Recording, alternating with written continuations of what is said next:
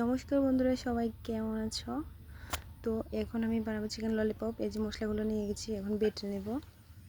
তারপর আমি চিকেন আর পেঁয়াজ, টমেটো, ক্যাপসিকাম নিয়েছি, এগুলো কেটে নিয়েছি আমি এখন। তো এখন মশলা দিয়ে, এই যে মশলা নিয়েছি, হলুদ, মরিচের গুঁড়া, লবণ, সামান্য পরিমাণে একটু তেল দিয়ে আমি ভালো করে মেখে রাখবো কয়েক মিনিট। এই যে আমি ভালো করে তেল দিয়ে মেখে নিচ্ছি।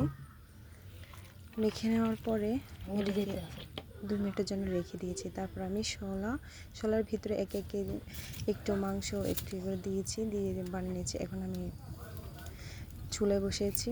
চুলায় এখন আমি তেল দিয়ে দিয়েছি কড়াইয়ে, এখানে একে একে দিয়ে দিচ্ছি। তারপরে হয়ে যাবে আমার চিকেন ললিপপ। দেখতে থাকুন। এই যে আমি চিকেনগুলো দিয়ে দিয়েছি। তারপর এই যে আমি একটু 4টে দিয়ে দিলাম, একটু ডালটা বাইরে দিয়েছি যাতে তাড়াতাড়ি করে হয়। তো হয়ে গেছে আমার এগুলো রেডি। সো এটাই চিকেন ললিপপ। বাই।